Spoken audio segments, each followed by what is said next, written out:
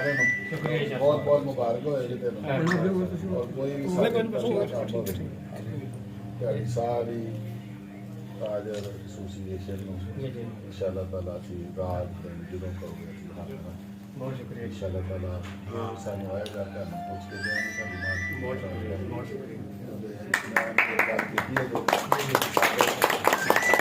कैमरे लवा दो जी जी हाँ जी इंशाअल्लाह ताला सानू फंड आउणगे इंशाअल्लाह ਤੁਹਾਡੀ ਬਾਤ ਠੀਕ ਤੇ ਬਾਕੀ ਤੇ ਮੈਂ ਕਹਿ ਸਕਦਾ जी जी ਤੇ ਕੋਸ਼ਿਸ਼ ਤੋਂ ਵੀ ਕਰਾਂਗੇ ਨਾਲ ਮੀਆਂ ਸਾਹਿਬ ਮੇਰੇ ਮਿਲ ਜਾਣਗੇ ਸਾਰੇ ਲਵਾ ਦਈਏ जी जी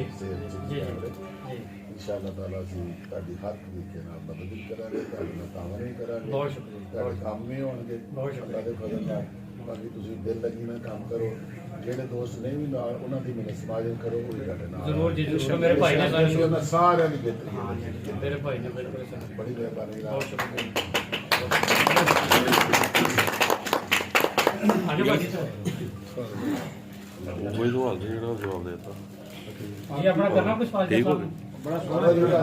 करना ही ठीक अच्छा साहब ने कोई अपना बात नहीं करनी ਅਨੇਕਰ ਹੀ ਖਾਣੇ ਵਾਲਾ ਬੰਦਾ ਉਹ ਜਵਾਬ ਤਾਂ ਤੁਸੀਂ ਦਿੱਤਾ ਲੇਕਿਨ ਫਿਰ ਵੀ ਤੁਸੀਂ ਨੋਟੀਫਿਕੇਸ਼ਨ ਤੇ ਮਾਸ਼ਾਅੱਲਾ ਸਾਈਨ ਕੀਤੇ ਆ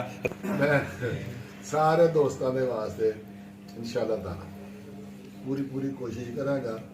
ਕਿ ਇਹਨਾਂ ਦੇ ਜੋ ਵੀ ਮਸਾਇਲ ਨੇ ਇਹਨਾਂ ਦੇ ਸੀਸੀਟੀਵੀ ਦੇ ਕੈਮਰੇ ਨੇ ਸੇਫ ਸਿਟੀ ਦੇ ਕੈਮਰੇ ਨੇ ਫਿਲਹਾਲ ਤੇ ਨਹੀਂ ਇਹਨਾਂ ਦੀ ਮਾਰਕੀਟ ਵਾਸਤੇ ਤੇ ਮੈਂ ਇੱਥੇ ਕਹਾਂਗਾ ਇਨਸ਼ਾਅੱਲਾ ਮੈਨੂੰ ਜਦੋਂ ਫੰਡ ਆ ਜਾਏ ਮੈਂ ਲਵਾਂਗਾ बहुत शुक्रिया बहुत ਤੇ ਬਾਕੀ ਇਹਨਾਂ ਦੇ ਜਿੰਨੇ ਵੀ ਛੋਟੇ ਮੋਟੇ ਮਸਾਇਲ ਨੇ ਤੇ ਜਦੋਂ ਵੀ ਸਾਡੇ ਕੋਲ ਕੋਈ ਵੀ ਇਹਨਾਂ ਭਰਾਵਾਂ ਜੋ ਆਏਗਾ ਇਨਸ਼ਾਅੱਲਾ ਤਾਲਾ ਅਸੀਂ ਉਹਨੂੰ ਫੌਰੀ ਹੱਲ ਕਰਾਂਗੇ ਬਾਕੀ ਇਹਨਾਂ ਨੂੰ ਆਪਸ ਦੇ ਵਿੱਚ ਮੁਹੱਬਤ ਪਿਆਰ ਨਾਲ ਰਹਿਣਾ ਚਾਹੀਦਾ ਹੈ ਉੱਥੇ ਆਪਣੀ ਜਿਸ ਤਰ੍ਹਾਂ ਇਹਨਾਂ ਨੇ ਤਨਜ਼ੀਮ ਬਣਾਈ ਹੈ ਤਾਜਰ ਐਸੋਸੀਏਸ਼ਨ ਦੀ ਇਹਨਾਂ ਨੂੰ ਚਾਹੀਦਾ ਉਹਦੇ ਡਿਫੈਂਸ ਵਾਸਤੇ ਵੀ ਇਹ ਚੀਜ਼ਾਂ ਕਿ ਤਾਂ ਕਿ ਕੋਈ ਚੌਕੀਦਾਰਾਂ ਨਿਜ਼ਾਮ ਵੀ ਥੋੜ੍ਹਾ ਬਹੁਤਾ ਰੱਖਣ ਤਾਂ ਕਿ ਵਾਰਦਾਤ ਨਾ ਹੋਵੇ जी ਕੋਈ ਇਹਨਾਂ ਨੂੰ ਉਂਝ ਪ੍ਰੋਬਲਮ ਆਵੇ ਉੱਥੋਂ ਦੇ ਲਾਇਸੈਂਸ ਲੈਣ ਦਾ ਉਹ ਇਨਸ਼ਾਅੱਲਾ ਤਾਲਾ ਅਸੀਂ ਇਹਨਾਂ ਨੂੰ ਬਣਾ ਕੇ ਦਿਆਂਗੇ ਸਿਕਿਉਰਟੀ ਵਾਲਿਆਂ ਨਾਲ ਗੱਲ ਕਰਨ ਉਹ ਆਰਾਮ ਨਾਲ ਥੋੜੇ ਪੈਸੇ ਹੁੰਦੇ ਨੇ ਸੁੱਖ ਨਾਲ ਉੱਥੇ ਬਹਿਣ ਵੀ ਤੇ ਆਪਣਾ ਕੰਮ ਬਿਜ਼ਨਸ ਕਰਨ ਮੈਂ ਨਾ ਵੀ ਕੋਟ ਸ਼ਹਿਰ ਸਾਡਾ ਜਿਹੜਾ ਨਾ ਅਮਨ ਵਾਲਾ ਸ਼ਹਿਰ ਹੋਣਾ ਚਾਹੀਦਾ